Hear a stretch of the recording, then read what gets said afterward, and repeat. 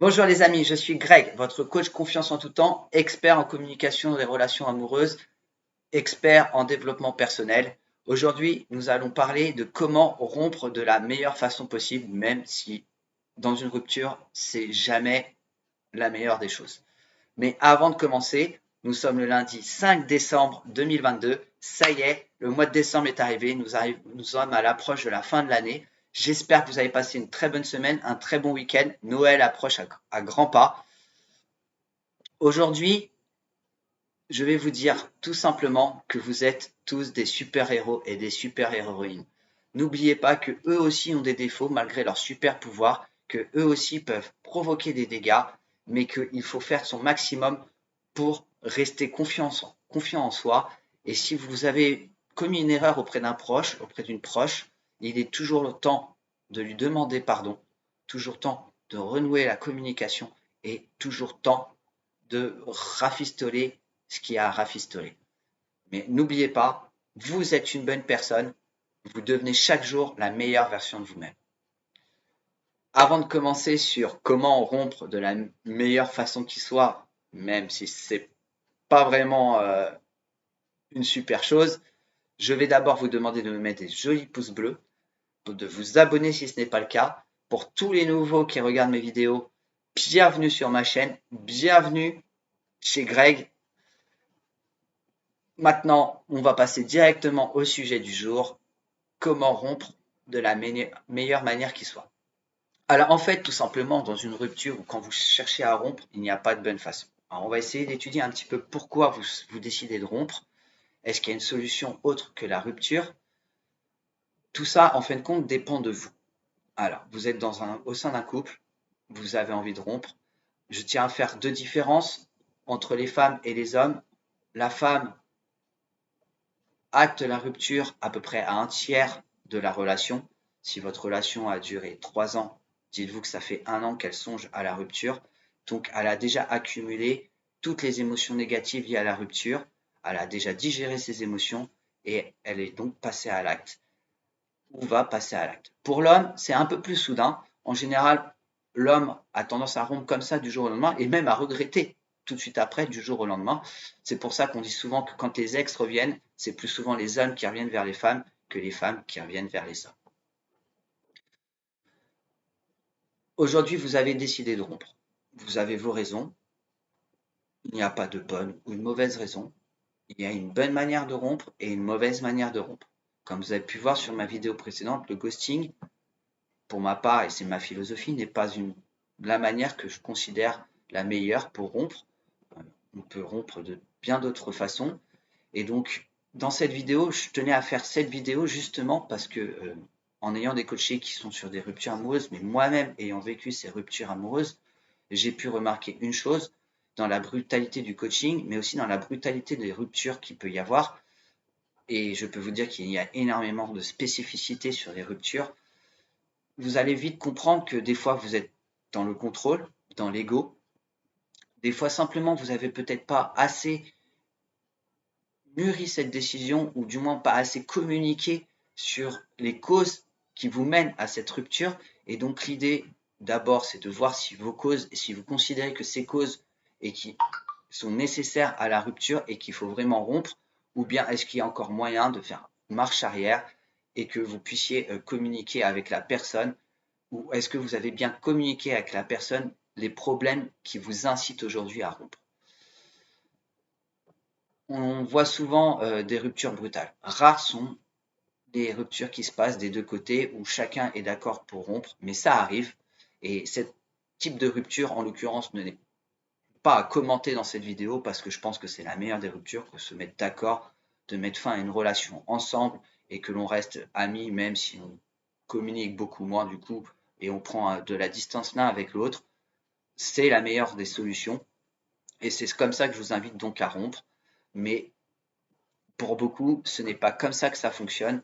Donc comment faire pour être sûr que cette rupture est nécessaire? Premièrement, je vais vous demander de vous faire une introspection sur vous. Aujourd'hui, vous avez quelque chose à reprocher à votre partenaire, que ce soit une relation de quelques mois, que ce soit une relation de quelques semaines ou que ce soit une relation de quelques années. vous ne pouvez plus vivre avec cette personne. Vous ne la voyez plus dans votre avenir, vous ne vous projetez plus avec cette personne et donc vous avez décidé de rompre. Premièrement, je vais vous demander de me lister simplement votre projection de vie. Quelles sont vos valeurs? Quels sont vos projets à deux? Qu'est-ce que vous souhaiteriez mettre en place comme projet à deux? Et surtout, est-ce que, et là c'est la question, oui ou non, en avez-vous parlé avec votre partenaire? Si oui, et que votre partenaire n'était pas d'accord avec vous, la rupture est donc certainement une bonne solution. Peut-être aussi que dans votre couple, vous avez de nombreuses disputes et que ces disputes vous agacent au point de décider de rompre. Alors attention, je tiens à faire un warning pour tout ce qui est relation avec un pervers narcissique, relation toxique, voire de la violence dans le couple. La rupture doit être actée. Et là, en l'occurrence, je ne vous dirai pas qu'il y a de bonnes ou de mauvaises raisons ou mauvaise façon de faire, excusez-moi. Vous devez rompre. Ça ne sert à rien de discuter à quelqu'un qui est violent parce qu'il restera violent avec vous s'il a été violent pendant votre couple. Quittez-le ou quittez-la si jamais ça vous arrive aujourd'hui. Et pensez surtout à vous, à votre intégrité physique. N'oubliez pas qu'une fois que vous avez les yeux fermés, que vous ne respirez plus, il n'y a plus rien à faire. Il n'y a plus d'avenir, il n'y a plus de projet, il n'y a plus rien. Donc pensez que votre vie est plus importante que la relation elle-même.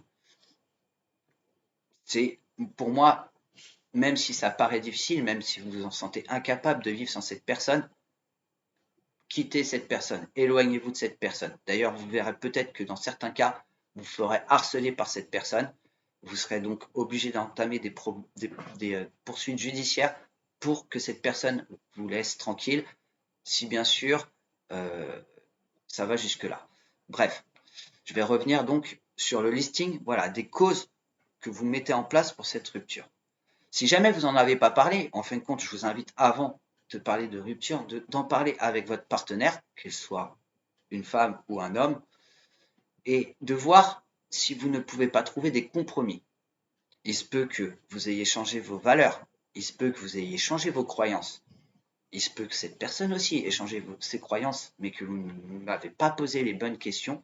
D'ailleurs, dans une prochaine vidéo, je vous donnerai toutes les astuces pour avoir tous les critères qui permettent à avoir un amour croissant dans votre couple, et vous comprendrez que le questionnement de l'autre est aussi important que votre propre questionnement. Donc je vous invite donc à lister tout ça. Vous pouvez lister et venir avec cette feuille et cocher les cases au fur et à mesure. Le fait déjà de lister permet déjà de dégager l'esprit et de mieux vous recentrer sur votre décision. Si malgré tout ça, il n'y a pas moyen avec votre partenaire de vous projeter, de calmer les disputes ou autres raisons qui vous poussent à la rupture, comment rompre? Certains rompent de façon brutale, donc laissent des délais pour un déménagement, décident de ne plus du tout parler, de ghoster, sujet de ma précédente vidéo, décident d'être particulièrement méchants, de mentir sur les raisons, d'être froid, d'agir donc avec émotion. Je ne vais pas vous dire que ce n'est pas normal de ne pas agir avec émotion. Je sais à quel point vous souffrez de devoir rompre avec cette personne. Et donc c'est normal que ces émotions soient présentes. Je vous invite donc sur cette liste, au moment où vous allez annoncer la nouvelle, de mettre les émotions que cela vous amène, qu'elles soient bonnes ou pas bonnes. En listant ces émotions, déjà vous savez pourquoi vous avez ces émotions. En fait, l'idée c'est de contrôler au mieux vos émotions. Vous allez peut-être avoir quelqu'un qui va pleurer, peut-être quelqu'un qui va vous supplier, quelqu'un qui va vous faire des menaces de suicide.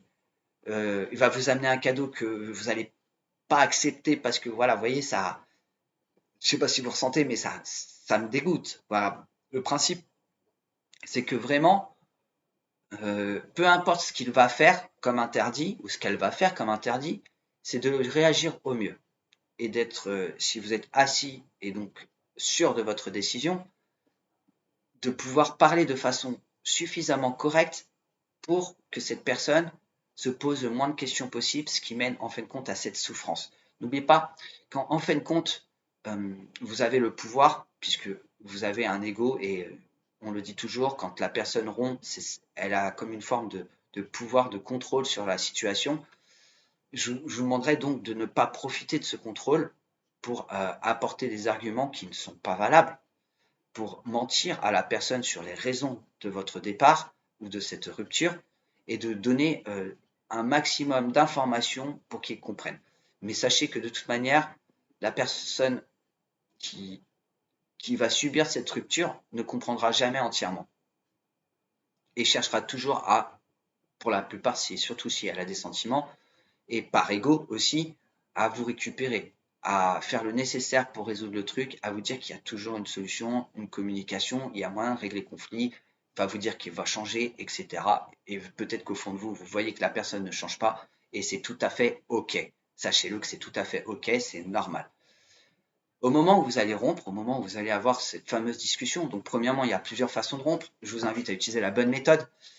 Pour ma part, à titre perso, on a tendance à rompre par téléphone, que ce soit à distance ou à distance. En fin de compte, à chaque fois, c'est à distance et à chaque fois, c'est par SMS. Jamais de rupture, rarement de rupture directe. J'ai peut-être eu une rupture par téléphone dernièrement. Euh, Moi, je considère que ce n'est pas une façon de procéder. Maintenant, si vous n'avez pas le courage de le faire, c'est OK. Sachez-le que ça reste OK. Il n'y a pas de jugement. Vous faites comme vous le sentez. Maintenant, si vous arrivez à éprouver suffisamment de courage pour rompre en face à face, c'est la meilleure méthode pour rompre. Ça permettra déjà de- d'affronter des émotions. Et oui, parce qu'en fin de compte, vous affrontez des émotions, même si elles vous paraissent insurmontables, elles sont surmontables. Et justement, en ayant écrit avant vos émotions, dites-vous que vous aurez plus de contrôle face à les émotions. Mais par contre, voilà, si vous ne le faites pas, c'est OK. Alors dans ces cas-là, si vous écrivez, le mieux c'est d'appeler. Mais si vous écrivez, c'est de bien expliquer pourquoi vous rompez et bien sûr de donner vos vraies raisons. Si c'est juste par un manque d'amour, un manque de sentiment, dites-le. Je n'ai plus de sentiments pour toi, je veux rompre. N'inventez pas une histoire de je sais que tu m'as trompé, je te, tu as mis un traceur sur mon téléphone, tu as fait ci, tu as fait ça. N'inventez pas des histoires qui ne correspondent pas à la réalité. Si vous connaissez la personne, vous savez très bien que certaines choses il est incapable de faire ou elle est incapable de faire. Donc n'inventez pas des histoires. Soyez vraiment sur la réalité de ce que vous voulez. Si par exemple c'est parce que vous avez une impression de contrôle de la part de l'autre, faites-en lui part. Euh, Par contre, avant la rupture, je vous conseille déjà d'en faire part, que vous avez cette sensation de contrôle, cette sensation de manque de liberté. Et ça, je parle pour les profils d'évitants, parce qu'ils ont tendance vite à fuir la relation et à s'aborder la relation par peur d'être rejeté. Faites-en part. C'est des ressentis qui sont normaux. C'est pas des ressentis qui sont extraterrestres. Au contraire, si vous avez ces ressentis, faites-en part avant la rupture et voyez la réaction, voyez les actions de la part de votre partenaire. Si ce partenaire vous comprend, il fera le nécessaire. S'il ne vous comprend pas, alors à ce moment-là, il restera dans son schéma. Et là, dans ces cas-là, la rupture sera actée. Et là, vous pourrez dire, je t'avais dit que ça, je le ressentais, tu ne m'as pas écouté, tu ne m'as pas compris, tu ne m'as pas comprise, je veux rompre, je ne me sens plus à l'aise dans notre relation, je ne me sens pas l'envie de continuer ensemble. Voilà, ne dites jamais tu, ne faites pas de reproches. Parlez uniquement de vous, uniquement de ce que vous ressentez et pourquoi cette rupture est nécessaire pour vous. Voilà. Après la rupture, post-rupture, coupez les réseaux. Ne cherchez pas à savoir ce que devient l'autre. Ne le testez plus, ne le testez pas. Laissez-le. Prenez vos distances. Il se peut qu'il cherche à réduire cette distance, alors bloquez-le sur les réseaux. Faites le nécessaire. Parce qu'en fin de compte, c'est une torture pour cette personne. Elle va passer par plusieurs émotions différentes, des émotions liées au deuil. Ça va être la peine, la colère, euh, le fait qu'il ne mérite pas ça, le pardon aussi, il va vous pardonner d'avoir rompu, le fait de sa remise en question, une perte de confiance en soi, et vous devez le laisser ça. Je sais que ce n'est pas facile de prendre cette décision. que de rompre et que vous aussi, vous avez comme une perte de confiance en vous parce que vous dites que c'est un échec dans cette relation, que vous en êtes aussi un petit peu l'acteur de cet échec, vous avez certainement des choses à vous reprocher. Je vous invite donc à faire un listing de ce qui n'a pas été bon de votre côté aussi, autant du côté de l'autre que de votre côté, pour comprendre aussi pourquoi ça n'a pas marché dans cette relation et pourquoi ça marchera mieux dans la prochaine, ou peut-être dans une nouvelle relation avec cette personne, mais avec des changements qui devront être mis en place. Voilà. Je vous invite à faire ça dans un lieu neutre. Faites ça dans un lieu où il n'y a pas trop de monde, donc de façon très intime, parce que cette personne, si elle pleure ou si elle a surtout des sentiments pour vous, elle risque de pleurer et donc ça risque d'être très difficile, très humiliant pour cette personne de faire ça dans un lieu où il y a du monde. Ne le faites pas chez vous, faites-le peut-être dans la voiture, faites-le dans une balade en forêt, mais faites en sorte que voilà. Alors bien sûr, si vous savez que cette personne peut avoir des réactions violentes, oui, faites-le en public. Là, par contre, il n'y a pas à réfléchir. Vous le faites en public, le public sera là pour calmer la personne, ça va la pousser à devoir se retenir, et là, il n'y a pas photo. Une fois que vous avez annoncé la rupture, pas de câlin. Pas de câlin, pas de bisous, pas de partie de jambes en l'air. Ne faites pas d'approche physique. Gardez vos distances. Le mieux, c'est à peu près 1 mètre, 1,50 m avec votre partenaire quand vous rompez, ou ex-partenaire maintenant, parce que vous allez donner de l'espoir à cette personne. Voilà. Vous ne sortez pas des phrases type j'aurai toujours des sentiments pour toi, j'aurai toujours de la bienveillance pour toi. Restez le plus neutre possible sur ce que vous pouvez ressentir encore de positif pour la personne. Pourquoi? Parce que vous leur donnez encore une fois de l'espoir. Vous lui donnez l'impression qu'il a encore de l'importance pour vous, alors que vous savez que ce n'est plus le cas, que vous voulez le sortir de votre vie et vous voulez sortir de sa vie. Aujourd'hui, je vous ai donné quelques clés pour rompre de façon la plus adéquate possible. Je ne dirais pas qu'une rupture est une façon adéquate de résoudre un problème de couple. Mais si vous ne sentez plus du tout cette relation, si vous sentez que vous vous sentez emprisonné, alors oui, je vous invite à prendre les mesures nécessaires pour quitter cette relation et vous donner les moyens de vous ressourcer sur vous, de vous retrouver.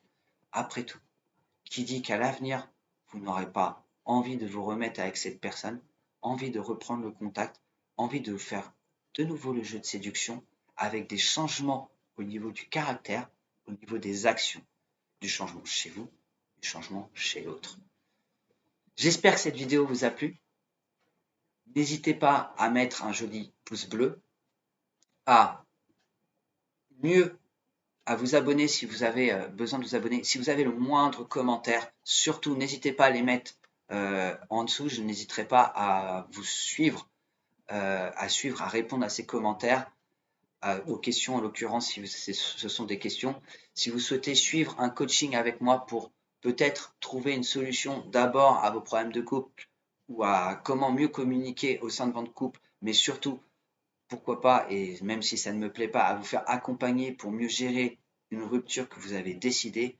Je suis là pour ça. Je suis coach en développement personnel, expert dans ce domaine, expert aussi dans la communication au sein des couples, au sein du couple, au sein de vos relations amoureuses. Je vous souhaite une très bonne journée et je vous dis à lundi prochain pour une nouvelle vidéo. Bye les amis!